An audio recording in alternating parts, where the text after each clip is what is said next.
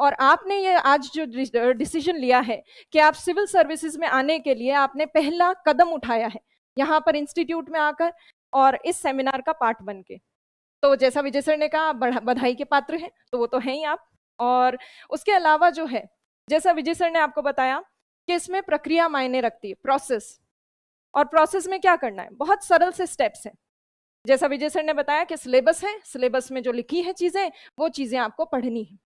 आपको जर्नलिस्ट बनना है हर सिलेबस में, हर सब्जेक्ट में। बहुत सारे सब्जेक्ट हैं, पर किसी भी सब्जेक्ट में आपको पीएचडी नहीं करनी, आपको डीप में किसी में भी ज्यादा नहीं घुसना है। जितना सिलेबस में दिया है उतना आपको पढ़ना है। यहाँ सभी स्ट्रीम्स के स्टूडेंट्स होंगे, साइंस के भी होंगे, आर्ट्स के भी होंगे, ह्यूमैनिटीज के हैं स्टूडेंट्स, सब तरह के स्टूडेंट्स हैं, कॉमर्स वाले स्टूडेंट्स भी होंगे। और उनके मन में ये डाउट होगा, जैसे कॉमर्स वाले स्टूडेंट्स और साइंस वाले स्टूडेंट्स के मन में ये हो सकता है ये डाउट हो, मैं हिस्ट्री कर पाऊंगा कि नहीं कर पाऊंगा। और जिनके पास हिस्ट्री रहा हो, आर्ट्स के सब्जेक्ट रहे हो, उनके मन में ये डाउट हो सकता है मैं साइंस कर पाऊंगा कि नहीं कर पाऊंगा।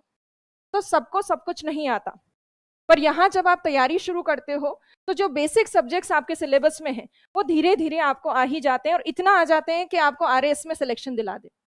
तो आपको इस चीज से बिल्कुल नहीं घबराना कि आप किस स्ट्रीम से हो, क्या आपके पास ग्रेजुएशन के टाइम पे था सब्जेक्ट, या कई बार ऐसा होता है कि ग्रेजुएशन के टाइम पे आपके जो रिजल्ट्स होते हैं या आपकी जो परसेंटेज होती है वो बहुत ज्यादा हाई नहीं होती। कुछ लोग तो टॉपर्स होते हैं, बट सबकी परसेंटेज बहुत हाई नहीं होती, और उस लो परसेंटेज की वजह से कभी आप अपने आप को कम ना आके, ये हो सकता है उस समय की परिस्थिति कुछ अलग रही हो, उस समय आप अच्छा परफॉर्म नहीं कर पाए हो किसी भी कारण से, तो उसका ये मतलब नहीं है कि आप आगे जीवन में कुछ भी अच्छा नहीं कर सकते या आप कॉम्पिटिटिव एग्जाम्स नहीं दे सकते। आप सब कॉम्पिटिटिव एग्जाम्स दे सकते हो। ये एक प्रक्रिया है, एक प्रोसेस है जिसमें आपको पर्टिकुलर टाइम ड्यूरेशन में सिलेबस की तैयारी करनी होती है। इसमें आपका पिछला बैकग्राउंड क्या रहा है ये मायने नहीं रखता। मायने क्या रखता है, जिस दौरान आप तैयारी कर रहे हो उस दौरान आप अच्छे से तैयारी करो, पूरा दृढ़ निश्चय होकर, इधर उधर भटकना नहीं है।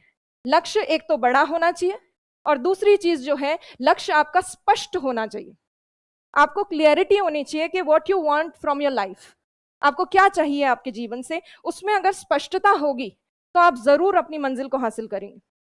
केवल लक्ष्य बड़ा नहीं रखना, बड़ा रखने के साथ साथ क्या रखना है, स्पष्ट रखना है, क्लियरिटी होनी चाहिए, विजन में क्लैरिटी होनी चाहिए, तभी अपनी अपनी मंजिल तक आप पहुंच पाओगे।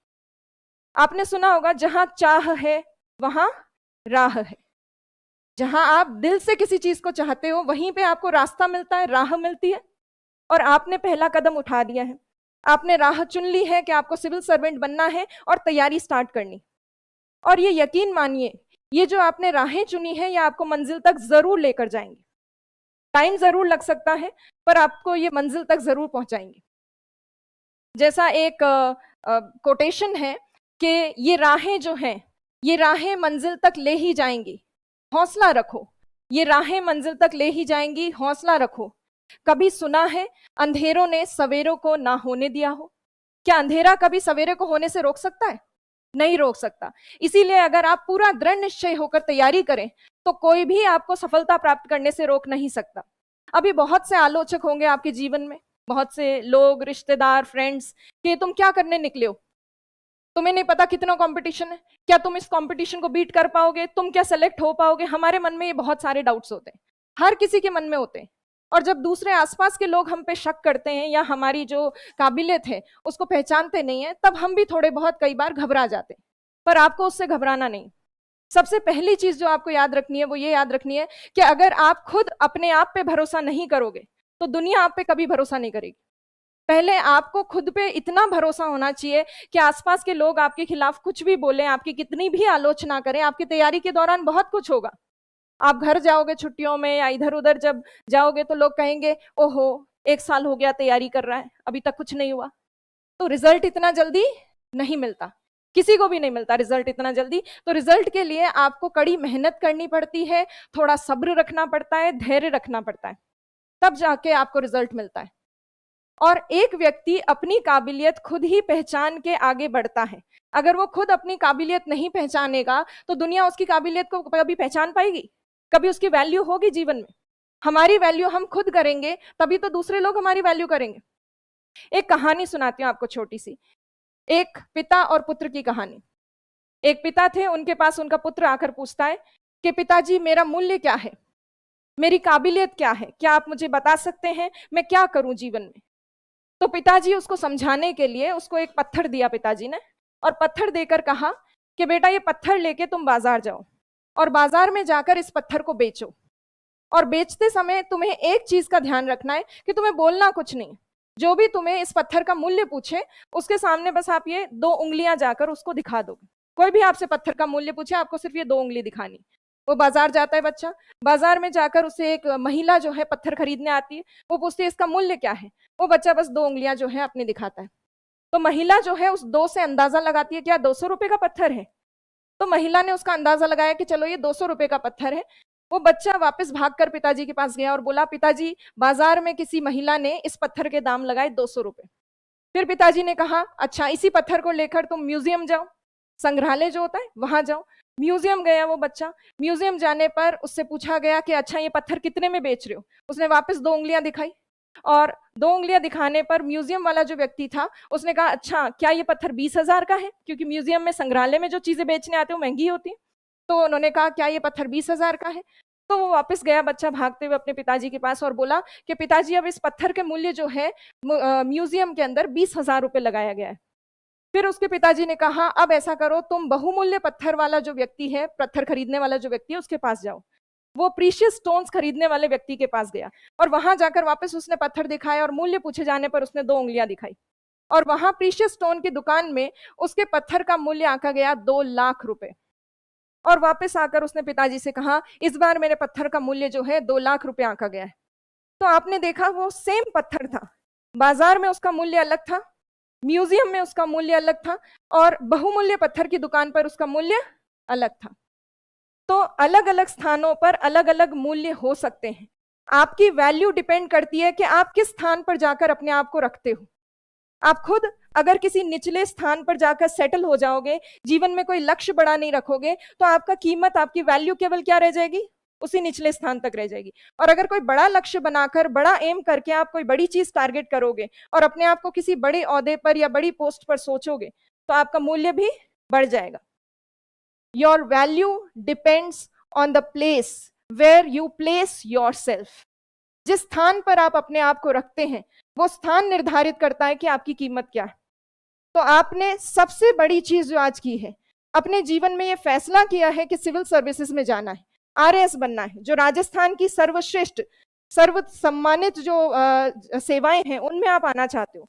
तो इसके लिए आप अपने आप को शाबाशी दो। आपने बहुत बड़ा निर्णय लिया है कि आपने अपने आप को कम नहीं आका, आपने अपने आप को ज्यादा आका है, अच्छा आका है, और आपने अपने आप को एक बेस्ट प्लेस पे आकर और खड़ा करने की कोशिश की, जिसके लिए आप लोग सब जो हैं और आपके पेरेंट्स जिन्होंने आपको यहाँ भेजा है वो सब के सब जो हैं बधाई के पात्र हैं।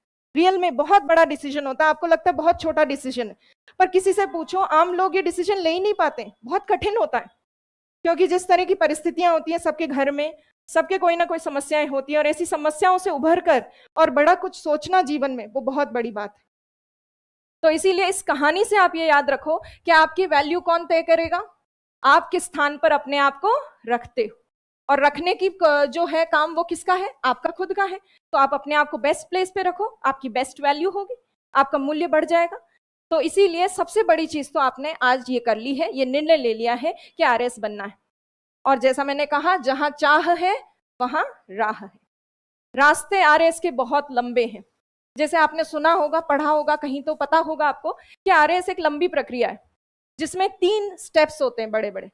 पहले होता है प्री का एग्जाम, फिर होता है मेंस का लिखित परीक्षा, और उसके बाद तीसरी पड़ाव जो है उसमें क्या होता है, आपका इंटरव्यू। तो 3 प्रोसेस हैं। तीनों प्रोसेसेस के बीच में कुछ महीनों का अंतराल होता है, कुछ मंथ्स होते हैं। और ये जो प्रोसेस है अपने आप में, पहले आप 1 साल भर तैयारी करते हो, उसके बाद आप एग्जाम देते हो। एग्जाम खुद अपने आप में प्रोसेस ले लेता है 1-1.5 साल का। तो इसका मतलब ये प्रोसेस बहुत लंबा है। और इतने लंबे प्रोसेस में अगर आपको टिके रहना है तो आपको एक तो होना चाहिए सेल्फ कॉन्फिडेंस, खुद पे विश्वास होना चाहिए कि हाँ मैं कर दिखाऊंगा, समय जरूर लग रहा है पर मैं कर दिखाऊंगा, एक तो ये होना चाहिए। दूसरा, आपको पेशेंस रखना पड़ेगा, धैर्य रखना पड़ेगा। धैर्य बिना रखे जो है कोई आरएएस में सफल नहीं हो सकता। पूजा करके होंगे कोई, उनके पेरेंट्स बुला रहे नीचे। पूजा, पूजा सरनेम पूजा छिपा, पूजा। हाँ, आप यहाँ से जाओ, आगे चलो। तो इसीलिए धैर्य रखना बहुत जरूरी है। एक दिन में आपको सफलता नहीं मिलेगी, बहुत आपको परिश्रम करना पड़ेगा, मेहनत करनी पड़ेगी, रेगुलर स्टडीज करनी पड़ेगी, पढ़ाई करनी पड़ेगी, तब जाके आप आरएएस का लक्ष्य प्राप्त कर पाओगे।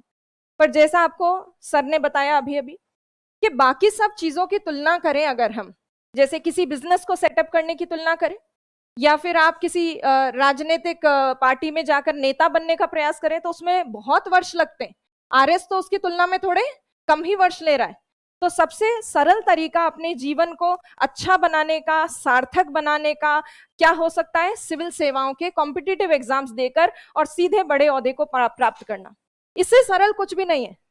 आपको सिर्फ एक एग्जाम देना है, एग्जाम पास करना है, उसमें टॉप किया तो आपको सर्वश्रेष्ठ जो आपकी ये है सर्विसेज, उसमें आपको पोस्टिंग मिल जाएगी। तो है तो सरल ही दूसरे चीजों की तुलना में, पर सफर लंबा है। अगर आप ये सोचकर आए हैं कि एक ही दिन में आरएस बन जाऊंगा, तो ऐसा संभव नहीं है। आपको प्रकृति से, नेचर से कुछ सीखना चाहिए। नेचर आपने देखा होगा अपने आप में बहुत सी चीजें सिखाता है, हालांकि हम उस चीज को कभी नोट नहीं करते। एक तो जो नदी है, नदी में निरंतरता होती है, निरंतर बहती रहती है। वैसे ही आपको अपनी स्टडीज जो है, अपनी पढ़ाई, उसको निरंतर रखना है, कंसिस्टेंसी होनी चाहिए। दूसरी चीज जो नेचर, प्रकृति हमें सिखाती है, वो ये है कि एक दिन में कोई बदलाव नहीं होते। बदलाव होने के लिए समय लगता है। जैसे आपने कोई बीज लिया और किसी पौधे का बीज जो है आपने मिट्टी में डाला, और आप ये उम्मीद करो एक ही दिन में पेड़ उग जाए और एक ही दिन में जो है उस पर फल लग जाए, ये संभव नहीं है। धीरे धीरे होती है सब चीजें। तो धीरे धीरे होने के लिए आपके पास पेशेंस होना चाहिए, धैर्य होना चाहिए। धैर्य होगा तो चीजें आराम से धीरे धीरे हो जाएंगे। आपको पता है, एक स्टेप लेते हैं हमें दूसरा स्टेप क्लियरली दिखने लगता है, दूसरा लेते हैं तो तीसरा दिखने लगता है, तीसरा लेते हैं चौथा दिखने लगता है। इसी तरह से धीरे धीरे हम पहुंच जाते हैं हमारी मंजिल तक। तो धीरे धीरे बढ़ना होगा आगे, और धैर्य के साथ बढ़ना होगा, पर मेहनत आपको कंटिन्यू करनी पड़ेगी। कोई अगर ये कह ले कि बिना मेहनत के आरएएस बन सकते, तो ऐसा नहीं। स्मार्ट स्टडी करो, सिलेबस ओरिएंटेड स्टडी करो, पर करनी तो पड़ेगी, पढ़ना तो पड़ेगा। तो पढ़ने का लक्ष्य बनाकर आए हो और आपको पूरा ये पता है कि हाँ आप इतनी मेहनत कर लोगे, तो आपको कोई सफल होने से रोक नहीं सकता। आपको पता है, अगर आप चमकना चाहते हो अपने जीवन में, लाइफ में अगर चमकना चाहते हो, चमकते सितारे बनना चाहते हो, तो चमकने के लिए थोड़ा घिसना तो पड़ेगा। बिना घिसे तो कोई भी चीज चमक नहीं सकती। तो घिसना पड़ेगा, मतलब मेहनत करनी पड़ेगी। परिश्रम का कोई विकल्प नहीं है। और कुछ लोग जो किस्मत पे रोते हैं कि मेरी किस्मत में ये नहीं है, मेरी किस्मत में वो नहीं है, किस्मत कुछ नहीं होती। आप अगर परिश्रम करो तो परिश्रम ही आपकी किस्मत के दरवाजे खोल देगा। परिश्रम ही आपकी किस्मत के दरवाजे की चाबी है। इसीलिए आप अगर मेहनत करें, पढ़ाई करें रेगुलर, तो आपको आरएएस बनने से कोई नहीं रोक सकता। Never give attitude, never give up attitude जो होता है, वो आपको सफलता तक लेकर जाता है। कभी भी बीच में थक हार के हमें अपने लक्ष्य को छोड़ नहीं देना है, हमको निरंतर प्रयास करते रहना है, तभी आपको सफलता प्राप्त होगी। आपको पता है, कंसिस्टेंसी जिसको हम निरंतरता कहते हैं, कंसिस्टेंसी या निरंतरता एक सामान्य से व्यक्ति को भी सर्वश्रेष्ठ बना सकती, अगर वो लगातार प्रयास करे तो। कंसिस्टेंसी कैन कन्वर्ट और ट्रांसफॉर्म एवरेज इनटू एक्सीलेंट। कोई भी एवरेज चीज को एक्सीलेंट बनाया जा सकता है कंसिस्टेंसी से। आपने एक बहुत सामान्य सा, एक बहुत कॉमन दोहा सुना होगा, करत करत अभ्यास जड़मति होत सुजान, रस्सी आवत जात है सिल पर करत निशान। तो सोचिए, रस्सी भी अगर पत्थर के ऊपर निशान कर सकती है लगातार, अगर वो चले उस पत्थर के ऊपर। आपने ये भी सुना होगा कि पानी की बूंद किसी पत्थर पर जब लगातार गिरती है, तो वो पानी की बूंद पत्थर में भी सुराख कर देती है, छेद कर देती है। तो हम लोग भी कर सकते हैं, आप लोग भी सफल हो सकते हो अगर आप निरंतर प्रयास करो। निरंतरता का मतलब क्या है यहाँ पे? कंसिस्टेंसी का मतलब क्या है? कंसिस्टेंसी का मतलब है, आप अगर ये सोचें कि मैं एग्जाम से 2 दिन पहले 24-24 घंटे पढ़ूंगा, रातों को सोऊंगा नहीं और एग्जाम में परफॉर्म करके मैं आरएएस बन जाऊंगा, तो ऐसा संभव नहीं है। कैसे किया जाए इसको? तो करना कुछ नहीं है, डेली जो आपको पढ़ाया जाता है उसको आप कंसिस्टेंटली, निरंतरता से रोज रिवाइज करें।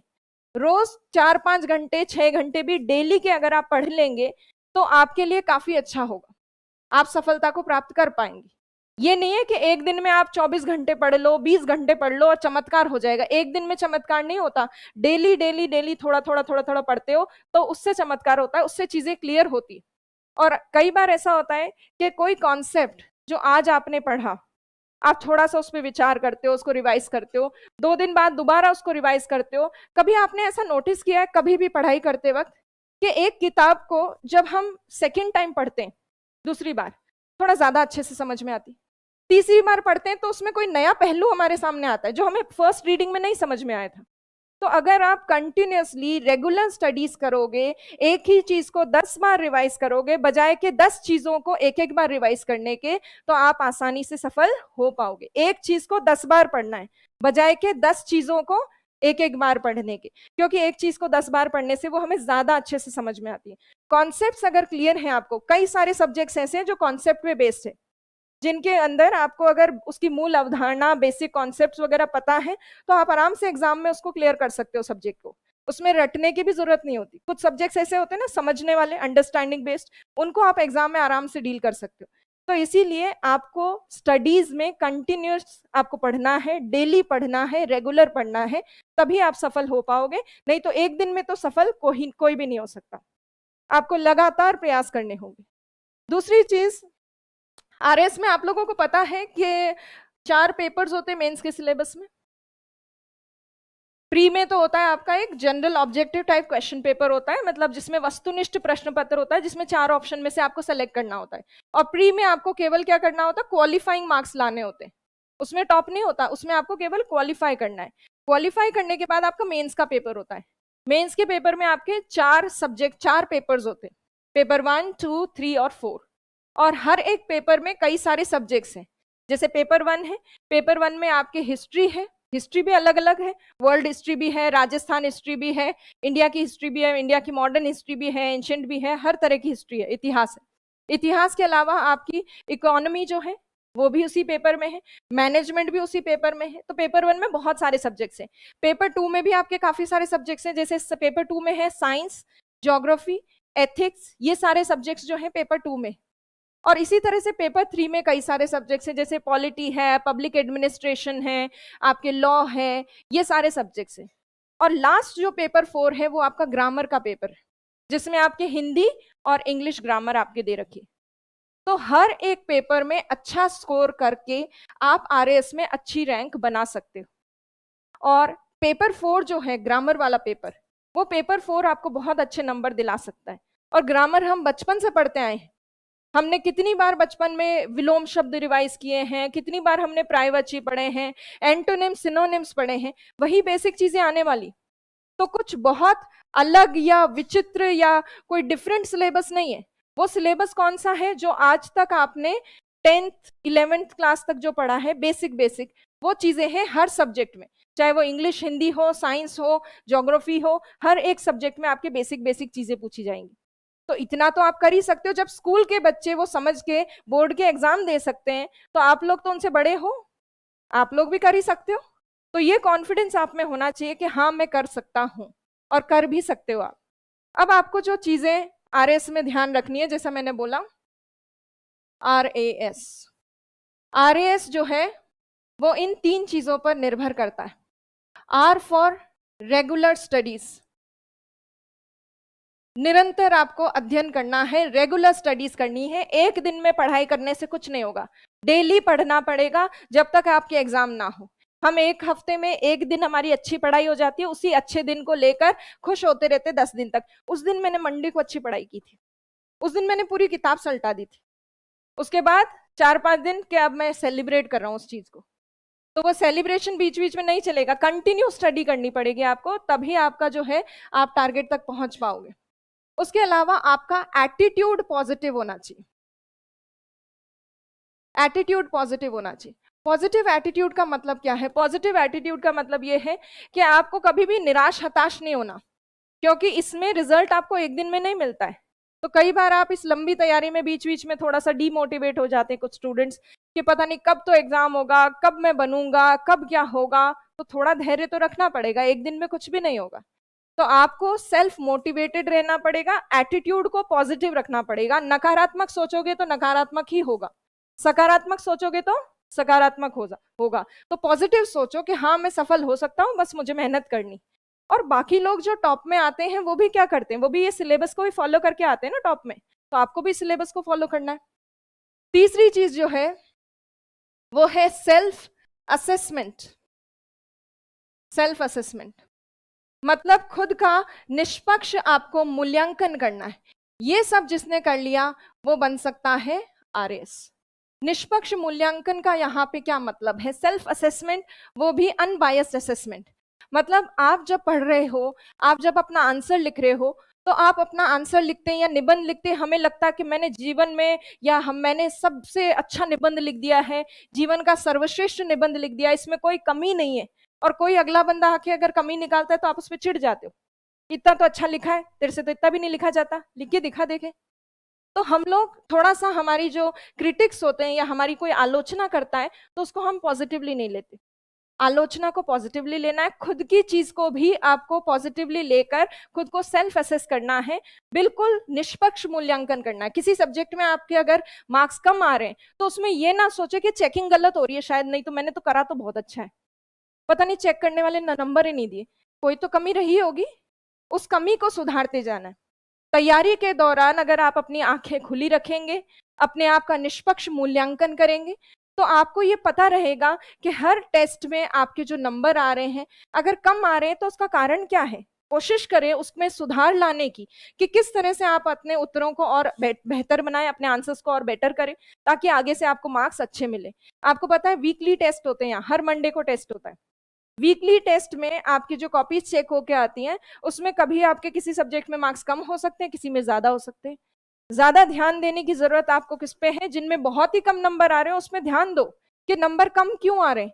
सिवाय ये करने के, कुछ लोग उस सब्जेक्ट को कि इसमें तो आते ही नहीं, कितना भी पढ़ लूं नहीं आते मेरे नंबर, ऐसे छोड़ देते हैं। ऐसे छोड़ना नहीं है, आपको पूरा देखना है कि कहाँ कमी रह रही है और उस कमी को आपको सुधारना है।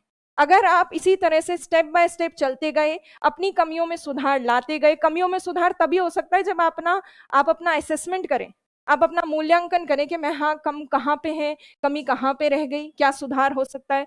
तो अगर आप अपनी कमी को पहचानेंगे तो आप आगे चल के सुधार कर पाएंगे। तो सुधार करने के लिए पहली चीज क्या है? कमी को पहचानना। तो आरएस बनने के लिए रेगुलर स्टडीज करो, पॉजिटिव एटीट्यूड रखो, सेल्फ मोटिवेटेड रहो, हमेशा अपना जो है एनर्जीज को हाई रखो, और तीसरी चीज जो है अपना सेल्फ असेसमेंट, स्वयं का मूल्यांकन करते रहो कि क्या कमी है, कहाँ सुधार की गुंजाइश है। तो आप आरएस जरूर से आसानी से बन सकते हो। तो आपको ये चीज हमेशा ध्यान रखनी।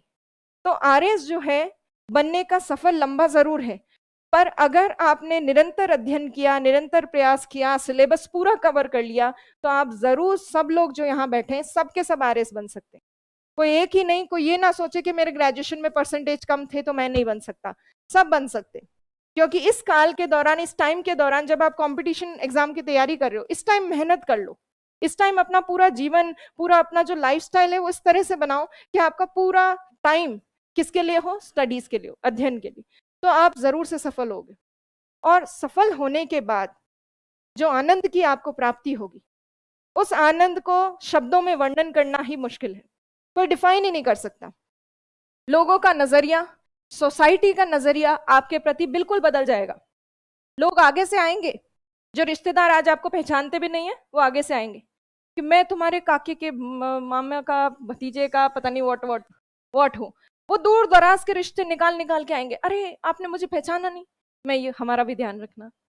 तो ऐसा होगा, आपको जो है सोसाइटी में जो आज कोई नहीं जानता है, बाद में आपको लोग अपने आप जानेंगे, और जो नहीं भी जानता है वो कहीं ना कहीं से आपके साथ जानकारी निकालेगा, आपसे आकर मिलेगा। आप किसी पार्टी में जाओगे, किसी गैदरिंग में जाओगे, वहां दो लोग आपसे आकर, आगे से आकर मिलेंगे।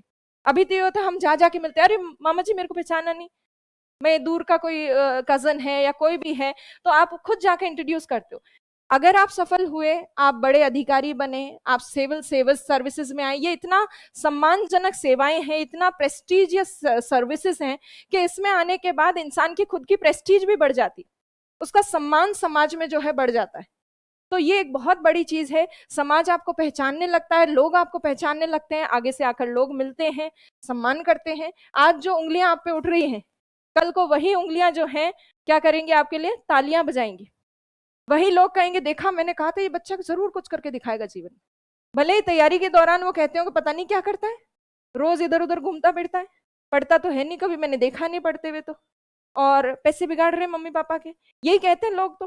पर जब तक आपका रिजल्ट नहीं आता तब तक आप इन लोगों के मुंह बंद नहीं कर सकते। तो आपको किसी को कोई जवाब देने की जरूरत नहीं, आप सिर्फ अपना निरंतर प्रयास करते रहें, सफलता अपने आप सब चीजों का जवाब दे देगी। आप तैयारी इतनी स्ट्रांग करें कि आप जरूर से सफल हो, और सफल होने के बाद आपके जो भी आलोचक हैं वो आपके प्रशंसक बन जाएंगे। तो आलोचक जरूर से प्रशंसक बनेंगे अगर आप सफल हुए तो। और सफल होना ना होना किस पे निर्भर करता है? आप पे या समाज पे या दूसरे आलोचकों पे? आप पे निर्भर करता है। आप पे निर्भर करता है कि आप कितनी मेहनत करते हो। आप अगर रोज के रोज डाइवर्ट हो इधर से उधर इधर से उधर, आज ये कर लूं कल ये कर लूं, तब तो नहीं होगा। दो नाव में कोई भी सवार होके नहीं चल सकता, और दरिया दो नाव में सवार होके पार नहीं किया जा सकता। अगर दरिया पार करना है तो एक ही नाव पे सवार होना पड़ेगा, लक्ष्य स्पष्ट रखना पड़ेगा, तभी आप सफल हो सकते हो, वरना आपको मुश्किल होगी। आगे आने वाले सेशन में आपका क्वेश्चन आंसर सेशन भी होगा। और दूसरी चीज जो है यहाँ पे, अभी आगे मेरे बाद जो आने वाले हैं वो हैं, एक तो सरिता शर्मा मैम आने वाले, जिनके बारे में मैं अभी आपको बताऊंगी।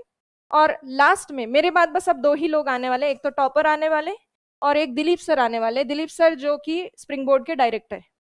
तो दो लोग और हैं, उनकी और बातें आप सुन लीजिए, आपको उनसे एक्सपीरियंस उनके माध्यम से आपको मिलेगा। अब ये सब चीजें जो हैं, विजय सर ने काफी कुछ बता दिया, मैंने काफी कुछ बता दिया। आगे आप आओगे, स्प्रिंग बोर्ड ज्वाइन करोगे, तो आगे धीरे धीरे जैसे जैसे आपकी क्लासेस चलेंगे आपको चीजें समझ में आने लगेंगी। और आरएस की तैयारी करना अपने आप में एक बहुत ही अच्छा एक्सपीरियंस है लाइफ का। सिविल सर्विसेज, चाहे वो यूपीएससी हो चाहे आरपीएससी हो, इनकी तैयारी करने से ही हमारा माइंडसेट इतना ब्रॉड हो जाता है, हमें इतनी सारी चीजें समझ में आने लगती है। वही अपने आप में एक बड़ी उपलब्धि है, और सफलता भी जरूर मिलेगी अगर निरंतर प्रयास आपके रहेंगे तो। अब देखिए सरिता मैम जो आने वाली है नेक्स्ट, सरिता मैम के बारे में थोड़ा सा मैं इंट्रोडक्शन देती हूँ। सरिता मैम ने आरएस 2013 क्लियर किया, आरएस 2016 भी क्लियर किया। पर होता यह है कि कभी कभी जो है रैंक उतना अच्छी नहीं बनती है, तो सबॉर्डिनेट सर्विसेज मिल जाती है। तो उनका आरएस में सिलेक्शन हुआ दोनों बार, 13 में और 16 में, पर उनको मिली सबॉर्डिनेट सर्विसेज। उन्होंने ज्वाइन किया सबॉर्डिनेट सर्विसेज को, पर उन्होंने अपनी पढ़ाई नहीं छोड़ी। उन्होंने आगे 2018 का जो आरएस का एग्जाम हुआ उसको भी दिया, और 2018 का जब एग्जाम दिया उन्होंने, तो उसमें उनकी रैंक बनी 21वीं रैंक बनी, जो कि एक टॉपर लिस्ट में है। और 21वीं रैंक बनने के कारण उनको जो है अब राजस्थान एडमिनिस्ट्रेटिव सर्विसेज मतलब एसडीएम की जो पोस्ट है वो उनको मिल चुकी। अभी वो जयपुर में ट्रेनिंग के दौरान यहाँ जयपुर में आए हुए हैं। तो ये हमारा सौभाग्य है कि ट्रेनिंग के दौरान वो जयपुर आए हुए हैं और हमारे साथ मुलाकात कर सकते हैं, मिल सकते हैं।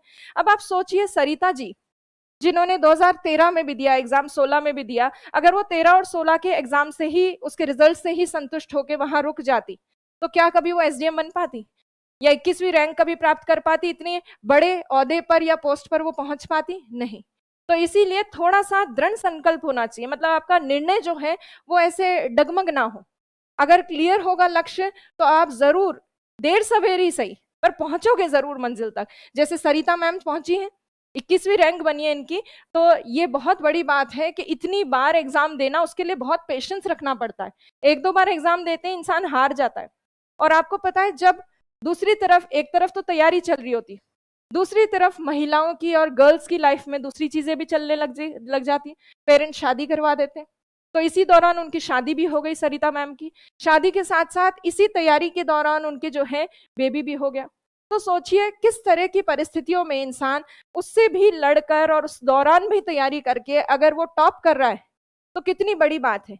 आपको पता है कितनी सारी जिम्मेदारियां आ जाती है शादी के बाद, और बच्चे के बाद तो और भी ज्यादा जिम्मेदारियां आ जाती है। उन सब जिम्मेदारियों के साथ साथ उन्होंने तैयारी की है, और तैयारी के बाद जो है उन्होंने इतनी अच्छी रैंक पे सिलेक्शन प्राप्त किया। आप खुद के बारे में सोचो, आपकी परिस्थिति काफी बेटर है। अभी आप में से कई लोगों की जिम्मेदारियां होंगी, पर आप में से कई लोग ऐसे हैं जो अभी भी बस ग्रेजुएशन करके आए, आपके ऊपर कोई बहुत बड़ा लोड नहीं है, आपकी कोई बहुत बड़ी रिस्पॉन्सिबिलिटीज नहीं है, अभी आपका सिर्फ एक काम है, पढ़ना। तो ये तो कर ही सकते हैं हम ईमानदारी से। कई लोग जॉब के साथ तैयारी करते हैं, आप लोगों को कम से कम, कई लोगों को ये तो नहीं करना ना, पूरा कंप्लीटली स्टडीज पे ही ओरिएंटेड रहना है। तो जो केवल पढ़ाई कर रहे हैं उनको तो और जज्बा स्ट्रांग होना चाहिए, क्योंकि मेरे को तो केवल पढ़ना ही तो है, एक ही तो काम है, वो तो मैं ढंग से कर सकता हूँ, कर सकते हो ना। तो चलिए अभी जो है आपका ज्यादा समय ना लेते हुए